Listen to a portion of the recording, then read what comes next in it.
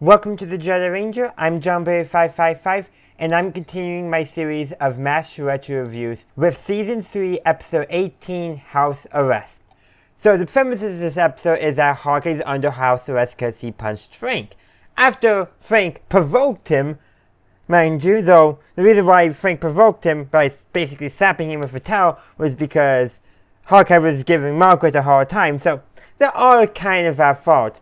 But the key thing about this episode I really want to stress about the house arrest part is how everyone is, being kind to Hawkeye. They're giving him steak for his meals. They're moving the movie to the swamp in order that Hawkeye can see it. Because everyone doesn't like Frank. And this episode reinforces, I should say, a very important part of Henry's characterization. Basically, he's trying to get Frank to drop it because he doesn't want to deal with the paperwork. He wants to smooth everything over. Very much a people pleaser, and we've seen this in previous episodes before. But there's another thing going on with this. A colonel is visiting the camps. Why she's there, I'm not sure. I think she's there to give some advice to Margaret and the rest of the nursing staff. They don't really make that clear. But anyhow, her eye catches Frank, basically. She's interested in him. And when Frank rejects her advances, she calls rape. And now Frank is under house arrest, and where Hawkeye gets steak, he's just getting regular sea rashes.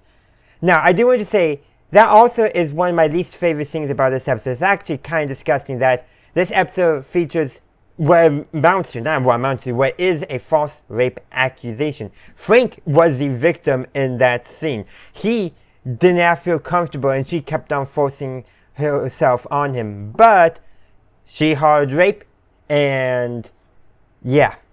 And false rape accusations are not as common as people think, but it's way more common in media than it is in real life, as I understand it. And so that just reinforces. Now, in here, we generally don't mind it because we don't like Frank. And because of that, we give it a pass. But it's still something that is not good, and I wish media as a whole would reduce how often they do it. And I mean reduce to practically zero. It can still make some great drama, but especially if you're doing a comedy, I don't think it's that good. Now, if you deal with, if you're actually dealing with the consequences of a false rape accusation and how that can, cause problems for believing real accusations, yeah, that is actually probably a good story. But how they approach it here, we only tolerate it, I think, as audiences because we don't like Frank.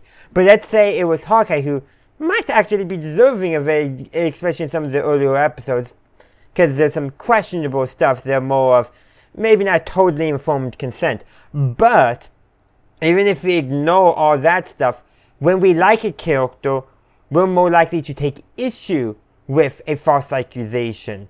Or even in the case, Hawkeye did punch Frank despite being provoked, and that would probably mean he shouldn't be charged. But even if he wasn't provoked and just went out and punched Frank, we probably would be like, yeah, Frank deserved it.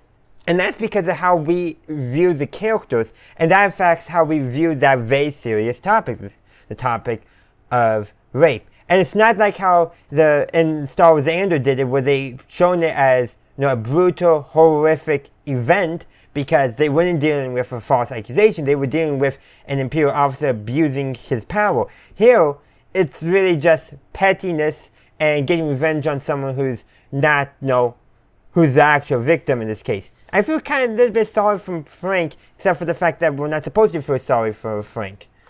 So all that to say is, I actually do like this episode until the very end. When I remember what this episode was, and I was like, oh yeah, it does that. And that takes away a lot from the episode. Like, I like the rest of the episode. I even like how the camp treats Frank differently after he's put under house arrest. But I don't like what it took to get him there.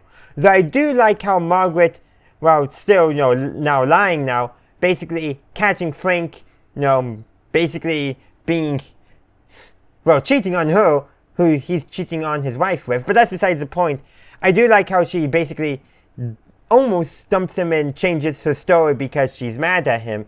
And yeah, and probably there's some. I like how that shows that she recognizes some of the, maybe Frank's not the best for her, but you know how it is with MASH. Status quo is reset. Later seasons will do that a bit, but there's also another plot going on too. Radar's expecting some elevated shoes to raise his height because he's insecure about it. But after he gets his height, like, yeah, Frank noticed something different about him, but can't put his finger on it. And okay, that actually does kind of boost Radar's confidence. But what truly helps Radar, I think, is Hawkeye, because Hawkeye notices the changes in exactly what's going on. And he admits that he was out of line with his short jokes towards Radar. And then he advises Radar about height that people never see, essentially saying you may be physically short, but you could still essentially have the confidence of someone who's not physically short. Basically, no, I kind of wish he said something along the lines, you keep this camp running. That's true height, or something along that line. But basically, telling Radar, you don't need that. You're enough for who you are is enough. And that is a really great thing. I really do like it. I kind of almost wish that would have been the main plot, because I think that would have been a more impactful plot. It would have had something more to say. But it does not serve the comedy as well. I think that might have been more of a major plot line if this was written in the later season. But that's kind of besides the point. I like the subplot, I think, way better, because I feel like there's something much deeper there, or something much more impactful that anyone can take away. You may actually be tall, but there could be something in your life that gets under your skin, that frustrates you about yourself, that you could actually accept if, maybe people weren't making fun of you. There's a lot of things there to break down, but what I really like about it is how that subplot seems way more relevant and more timeless than the other plotline, which screams of very outdated stereotypes, for lack of a better term, outdated views of consent and relations to a certain extent.